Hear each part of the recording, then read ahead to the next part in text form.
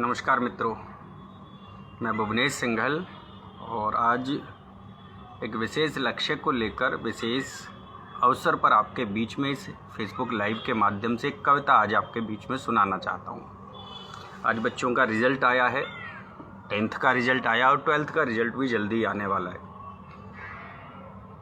10th के result में बहुत सारे बच्चों को सफलताएं मिली हैं और कुछ बच्चे ऐसे भी हो सकते हैं जिनको अपेक्षित सफलता नहीं मिली या सफलता ही नहीं मिली, क्योंकि ये अवसर बहुत ही मन में द्वंद्व भरा होता है। तो इसलिए मुझको आज लाइव आना पड़ा।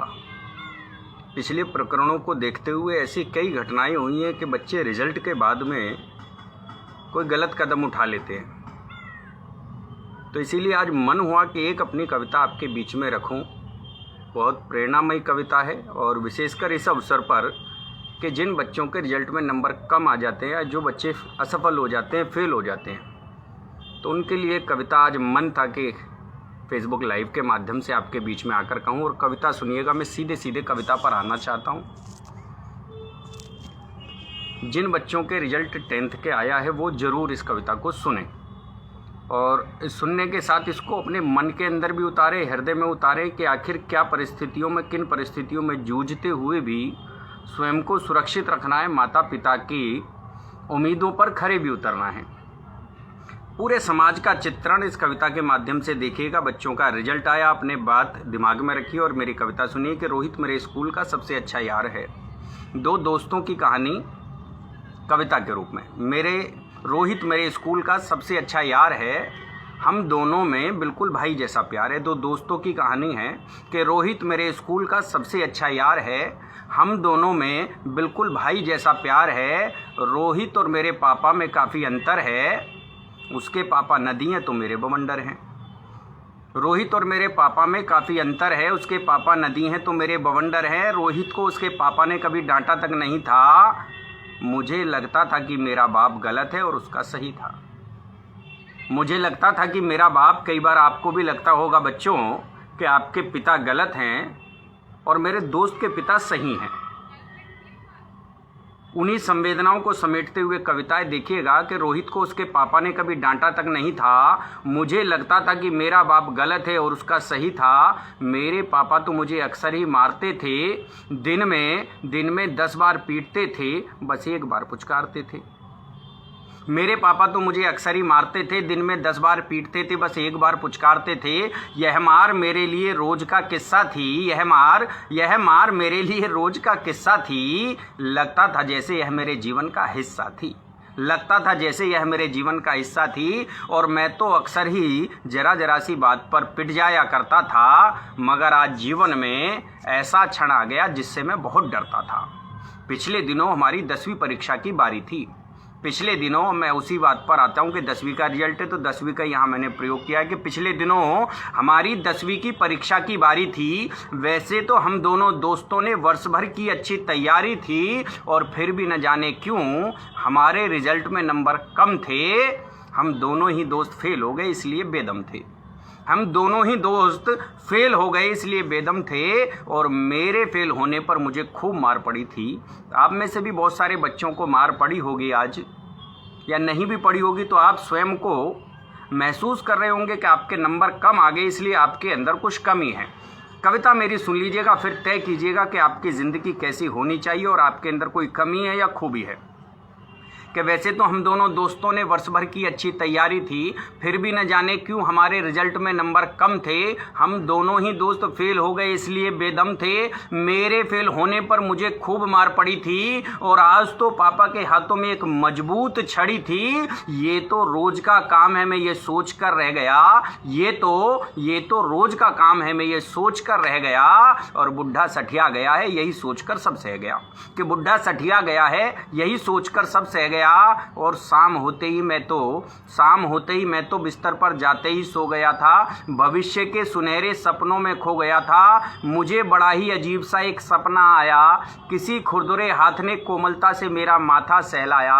धुंधले से उस चेहरे ने बड़े ही धीरे से कुछ कहा था। मुझे कहीं ज्यादा चोट तो नहीं लगी, वो शायद यही देख रहा था। पिता देखेगा, पिता क्या होता है। पिता यदि आपको कभी कोई चांटा मार भी देता है, थप्पड़ मार भी देता है, तो उसके बाद कहीं आपको ये भी महसूस करता है कि कहीं मेरे बच्चे को कहीं चोट तो नहीं लग गई। आप कविता देखिएगा, कविता सुनिएगा कि मुझे बड़ा ही अजीब सा एक सपना आया, किसी खुरदुरे हाथ ने कोमलता से मेरा माथा सहलाया, धुंधले से उस चेहरे ने बड़े ही धीरे से कुछ कहा था, मुझे कहीं ज़्यादा चोट तो नहीं लगी, वो शायद यही देख रहा था। और तभी सुबह के समय झटके से मेरी आँख खुल गई, पापा की चीख से मेरी खाट हिल गई, अरे नालायक तू कहाँ से मेरे पल्ले पड़ गया, अब तो उठ जा देख सूरज सिर पर चढ़ गया। और फिर जब मैं स्कूल पहुँचा तो नई घटना का पता चला, फिर जब मैं स्कूल पहुंचा तो नई घटना का पता चला। आसमान की ओर देखकर मैंने अपने दोनों हाथों को मला। वो मेरा दोस्त रोहित, वो मेरा दोस्त रोहित जो अमीर है, जिस पर कैसी कैस है, जिसके पापा ने कभी मारा ही नहीं, उसकी तो ऐसी ऐस है। उस रोहित में और मुझ में दोस्ती खूब गहरी है। हम दोनों ही कम पढ़ते हैं, ये कमजोरी है। 10वीं की परीक्षा में हम दोनों ही फेल हो गए थे, मगर रोहित के तो मानो जैसे अरमान सो गए थे। उसके कम नंबरों ने उसके पापा को भी गुस्सा दिला दिया। उसके कम नंबरों ने उसके पापा को भी गुस्सा दिला दिया। ऊंची आवाज में डांटते हुए रोहित को एक चांटा लगा दिया। देखिए कि आज जिस बच्चे के पिता कभी डांटते नहीं थे, कभी मारते नहीं थे, आज उस बच्चे को भी उसके पिता ने चांटा लगा दिया क्योंकि उनका बेटा फेल हो गया था। अब आगे देखिए कि उसके कम नंबरों ने उसके पापा को भी गुस्सा दिला दिया। ऊंची आवाज में डांटते हुए रोहित को एक चांटा लगा दिया और रोहित को तो मानो जैसे सांप सूंघ गया। अनजाने क्रोध में वो गहरे डूब गया। उसके पापा ने उसे पहली बार मारा था। ऐसा लग रहा था जैसे वो आज हारा था। और दिन भर ही वो अकेले में खूब रोया था। दिन भर ही वो अकेले में खूब रोया था।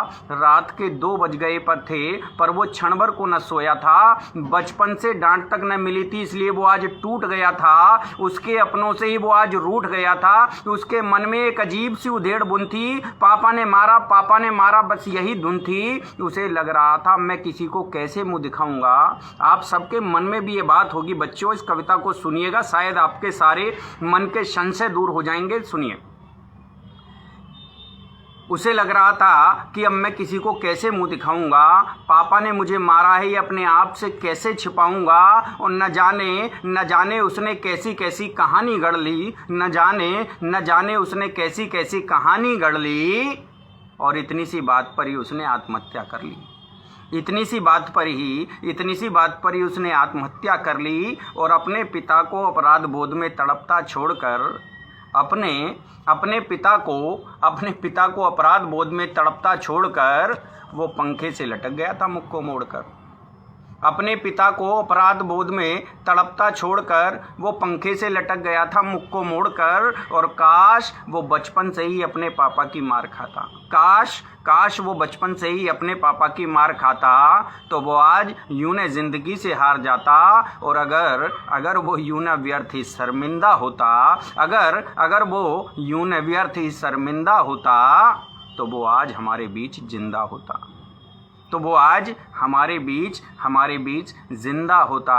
मगर वो मार जो मुझे मेरे पापा से पड़ी थी, आज मेरे सम्मान और जीने का कारण बनी थी। आज लोग मेरी ही मनसा को पढ़ रहे थे, दबी जुबान से वो मेरी प्रशंसा कर रहे थे।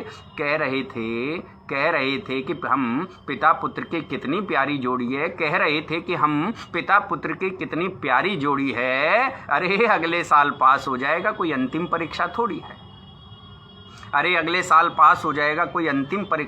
बच्चों, आप भी सुनिएगा इस बात को कि जीवन की कोई अंतिम परीक्षा नहीं है कि इसके बाद जीवन शेष नहीं बचता। आगे पंक्तियां सुन लीजिए। कह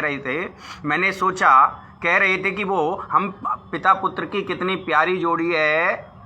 अरे अगले साल पास हो जाएगा, कोई अंतिम परीक्षा थोड़ी है। और मैंने सोचा मैंने सोचा कि अपना क्लिनिक न सही, मैंने सोचा कि अपना क्लिनिक न सही परचून की दुकान खोल लूँगा। ज़िंदगी अगर जंग है तो मैं ये जंग जरूर लड़ूंगा। और अगर सच कहूँ तो पापा की ये मार जीवन का ऐसा सबक सिखाती है, किसी को ओजस्वी, किसी को तेजस्वी तो किसी को लौह पुरुष बनाती है।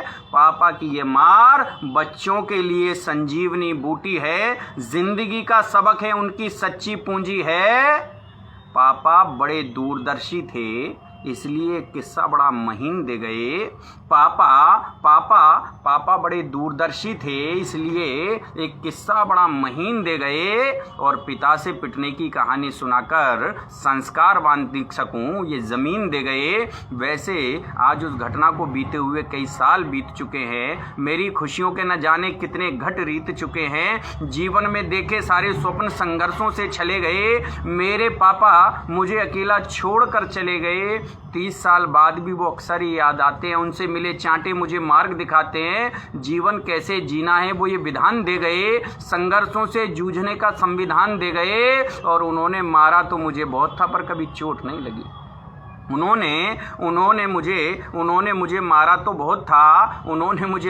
बहुत था, पर कभी चोट नहीं लगी। उनकी उस मार में मुझे कभी कोई खोट नहीं लगी। जिंदगी को चलाना आसान नहीं है, वो ये जानते थे। सहने की आदत ही मुझे सफल बनाएगी, वो यही मानते थे। और मैं आज अपने बॉस की गालियां खाकर भी नौकरी कर रहा हूं। क्योंकि अब मुझे गालियां और मार नहीं डराती। मैं ये समझ गया हूं और सत्य को स्वीकारने का तंत्र मिल गया। संघर्षों से जूझने का मंत्र मिल गया। पापा मुझे पीटकर वो साहस दे गए, लगता है जैसे मुझे कोई पारस दे गए। और अंतिम 2 पंक्तियां और कहता हूं कि पापा मुझे पीटकर वो साहस दे गए, लगता है मुझे कोई पारस दे गए। और मैं आज भी उनकी मार को कैस कर रहा हूं और संस्कारी पुत्र कहलाता हूं और ऐश कर रहा हूं।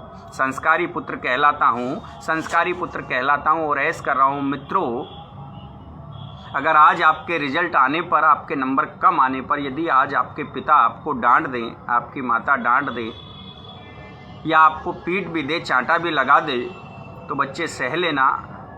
क्योंकि एक पिता पूरे जीवन आपको संस्कार देने के लिए, गुणी बनाने के लिए, आपको योग्य बनाने के लिए अपना सर्वस्व न्यौछावर कर देता है। तो आज यदि क्रोध में वो आपको डांट दे थोड़ा सा, तो उनकी डांट को सह लीजिएगा। ज़रूरी नहीं जीवन में कि आप अपना कोई क्लिनिक खोलें, डॉक्टर बने, इंजीनियर बने। अगर आप कोई छोटी मोटी दुकान भी खोल लेंगे तो जीवन यापन के पर्याप्त संसाधन उससे जुटाए जा सकते हैं। तो जीवन में इन बात को ध्यान रखिएगा। 10th की ये परीक्षा, 10वीं की ये परीक्षा कोई अंतिम परीक्षा नहीं है। इसके बाद भी जीवन में अनेक मार्ग सफलता के खुलते हैं। मुझे ध्यान आता है कि एक बार मेरी एक मित्र से बात हो रही थी, मेरे अपने मित्र दीपक गोस्वामी जी से। तो उनका बेटा पढ़ाई में बहुत अच्छा है, मेरा बेटा पढ़ाई में थोड़ा सा अपेक्षाकृत उससे कुछ कमज़ोर है। तो उन्होंने कहा कि बेटे आपका बेटा क्या कर रहा है भुवनेश जी? तो मैंने कहा भाई ऐसे ऐसे थोड़ा सा पढ़ाई में ना हल्का सा कमज़ोर है। तो उन्होंने कहा कि नहीं, पढ़ाई में कमज़ोर नहीं होना चाहिए, अपने बेटे को पढ़ाओ। तो मैंने कहा यार कैसे पढ़ाऊँ? उसका मन शिक्षा की तरफ कम है, अन्य चीज़ों में बहुत अच्छा है वो बच्चा। उन्होंने कहा नहीं भाई, उसको शिक्षा में लगाओ और उसको पढ़ाओ। तो मैंने कहा भाई आप अपने बच्चे को पढ़ा रहे हो, खूब पढ़ा रहे हो, क्या लक्ष्य है, क्या बनाना चाहते हो? सुनिएगा, ये बड़ी मर्म की बात कह रहा हूँ। मैंने दीपक जी से पूछा कि अपने बच्चे को आप क्या बनाना चाहते हो? उन्होंने कहा मैं अपने बेटे को सीए बनाना चाहता हूँ और मेरा बेटा 100% सीए बनेगा। मेरा बच्चा बहुत अच्छा पढ़ाई कर रहा है, मैंने उस पर बहुत जोर दे रखा है, वो पढ़ाई में निश्चित रूप से आगे जाएगा और सीए बनेगा। तो मैंने कहा यार मेरा बेटा सीए तो नहीं बनेगा, पर इतना विश्वास से कह सकता हूँ कि अगर वो बहुत अच्छा नहीं भी पढ़ा तो मैं उसको अपना कोई बिजनेस करा दूंगा, अपनी कोई परचून की दुकान खुलवा दूंगा और उसके बाद उसको 2 या 3-4 सीए की ज़रूरत पड़ेगी। तो मैंने कहा दीपक जी, आपके बेटे की नौकरी को आज से ही डन करता हूं। जब आपका बेटा सीए बन जाए तो मेरे बेटे की दुकान पर 2-3 सीए की ज़रूरत पड़ेगी, आपके बेटे की नौकरी पक्की। तो दीपक इस बात से बेहद प्रभावित हुआ और उन्होंने कहा कि भुवनेश जी, सकारात्मकता हो तो ऐसी हो। ये कहानी मैंने अपने ऊपर इसलिए सुनाई ताकि आप इस कहानी से प्रेरणा ले सके कि ज़रूरी नहीं आप जीवन में सीए ही बने। एक सीए किसी एक छोटी सी परचून की दुकान पर भी जॉब कर रहा होता है। व्यापार बहुत बड़ी चीज़ है। जितने भी आज अधिकतम सफलतम लोग हैं, सफलतम लोगों में अधिकांश की संख्या आप देखेंगे तो व्यापार करने वाले लोग हैं। नौकरी का अपना महत्व है जीवन में, व्यापार का अपना महत्व है। तो एक परीक्षा में यदि कहीं कोई फेल हो गया तो इसका मतलब ये थोड़ी जीवन समाप्त हो गया, इसके बाद कोई परीक्षा नहीं है, यही अंतिम परीक्षा है। अरे जीवन बहुत बड़ा है, बहुत विशाल है, आप इसको आनंद के साथ जियो। अगर आप फेल हो गए तो अगले वर्ष के लिए और अच्छी तैयारी कीजिए, मगर निराश मत होइए। निराशा जिस दिन जीवन पर हावी हो गई, जिंदगी नर्क बन जाएगी। इसलिए सकारात्मक भावों से ज़िंदगी को जिए। मेरे कुछ मित्र जुड़ गए हैं, गुड़िया हमारी गिन्नी सहगल जुड़ी हुई है। गुड़िया बहुत प्यारी बेटी है और बहुत अच्छी कलाकारा है, नृत्य में पारंगत है। मेरी शुभकामनाएं बेटा। दिनेश मिश्रा जी इस समय देख रहे हैं, खूब शुभकामनाएं दिनेश जी। मनोज कुमार जी आपको भी, वैभव भी सुन रहा है कविता, चलिए वैभव भी कम से कम। मनोज कुमार जी इस समय देख रहे हैं और नीचे नहीं हो पा रहा। हाँ, आनंद स्वरूप पांडे जी आपका भी हृदय से धन्यवाद। दिनेश मिश्रा जी, आनंद स्वरूप पांडे जी लिख रहे हैं जय हो, क्या बात है अंकल, बिल्कुल सही गिन्नी जी कह रही हैं। राम राम भाई साहब, बहुत अच्छा दिनेश जी कह रहे हैं। नमस्ते गुड़िया, चलिए बहुत अच्छा, आप सबको खूब धन्यवाद कि आपने इस कविता को सुना और इसको शेयर कीजिएगा। आज ये कविता बहुत आवश्यक है बच्चों तक पहुंचने की, क्योंकि आज हो सकता है बहुत सारे बच्चों के पिता उनको डांट दें 10th के रिजल्ट में फेल होने पर या अपेक्षाकृत नंबर कम आने पर। तो उन बच्चों तक, उन बड़ों तक ये कविता पहुंचाइएगा। ये भी एक पुण्य का कार्य है, ये भी धर्म का कार्य है। न जाने कब कौन बच्चा इस कविता से प्रेरित हो जाए और उसके जीवन में कहीं सकारात्मकता का प्रवेश हो जाए। आइए इस कविता को पुण्य समझकर आगे बढ़ाएं, धर्म समझकर आगे बढ़ाएं, अपना योगदान समाज के लिए समझकर इस कविता को आगे बढ़ाइए। आप सबको प्रणाम करता हूँ। जय हिंद, जय भारत, जय श्री राम।